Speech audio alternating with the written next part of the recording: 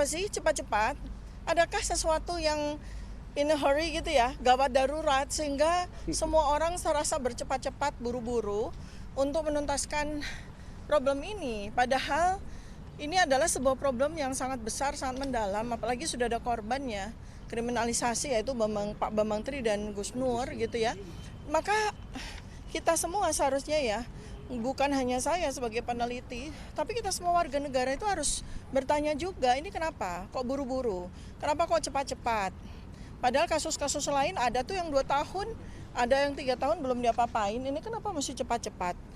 Apa kegawat daruratan siapa yang diburu-buru ini? Ada nggak sih yang lagi sakit berat ini sehingga waktu menjadi sangat penting?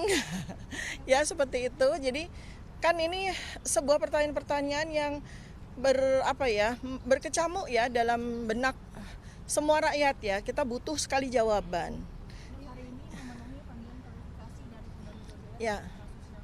Posisinya sebagai terlapor. Hari ini saya atas surat tersebut undangan klarifikasi sebenarnya ya, tetapi di situ sudah tertera saya sebagai saksi terlapor ya.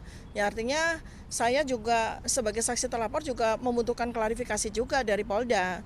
Apa sih materinya sehingga saya menjadi terlapor gitu, sehingga jelas sekali dan siapa sih jati diri mereka itu kan saya juga perlu tahu kan. Pelapor ini siapa saja sih gitu, karena nama-nama itu kan sama sekali tidak dikenal oleh publik ya. Jadi mereka ini siapa? Ya saya butuh. Terus yang lebih dari itu adalah polemik ini yang melibatkan 3 urusan dengan kepolisian, baik Bareskrim oleh TPUA ya maupun oleh Polda 2 kali ini ya, saya sebagai saksi waktu itu atas terlapor Insinyur Haji Joko Widodo gitu ya. Terus sekarang ini pelapornya ada 5 pihak. Itu kan sebetulnya muaranya adalah soal ijazah kan, ijazah yang diklaim apapun itulah gitu ya, mau diklaim asli mau diklaim palsu begitu ya, tapi yang jelas jati diri dari ijazah secara analog itu kan sampai dengan hari ini belum kita dapatkan.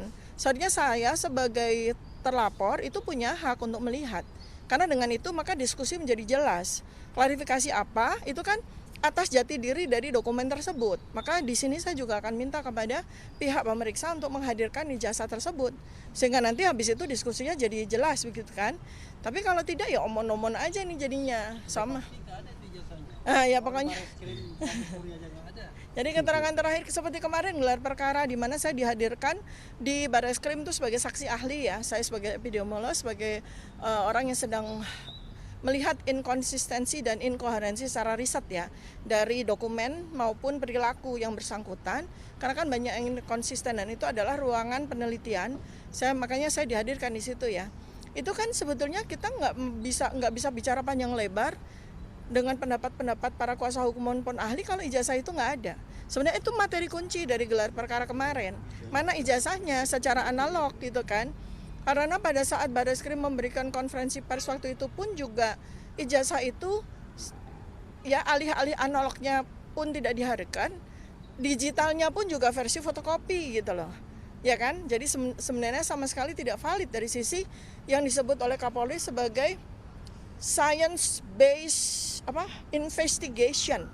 Kalau yang namanya science based investigation itu artinya basicnya adalah evidence based research, berbasis bukti. Nah buktinya itu adalah ijazah analog tadi.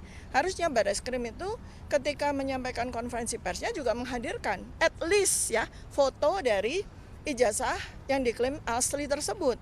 Sehingga kami pun juga bisa melakukan pemeriksaan secara digital dengan segala macam perangkat instrumen pemeriksaan riset digital kan gitu. Tapi kan kita semua tahu kan yang ditunjukkan adalah foto dari fotokopi kan gitu. Ada hal-hal yang dibawa nggak? Ya saya kan sebagai saksi, kemudian materinya juga menurut kuasa hukum saya juga pasal-pasal itu sama sekali nggak ada hubungannya dengan saya.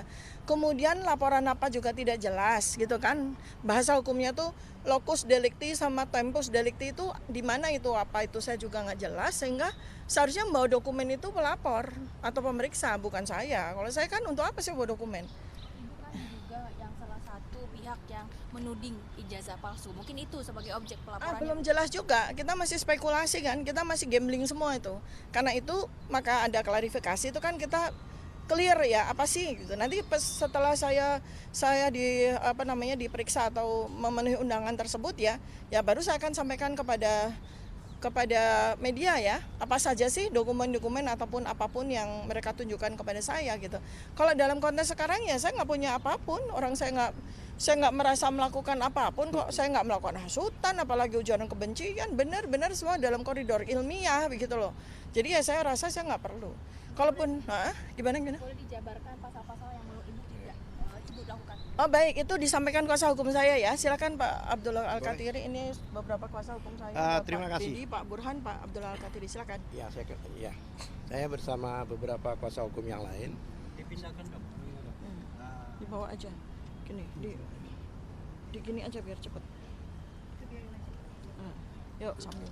Saya ketawa lihat Bang Refli kalau saya masang ini. Gaptek, Nih ke sini Pak, saya gantian. boleh. Biar bisa ntar sini. Saya di sini. Ya. Terima kasih atas pertanyaannya. Ya, sebelum saya ke sana, ya kan, sebenarnya begini.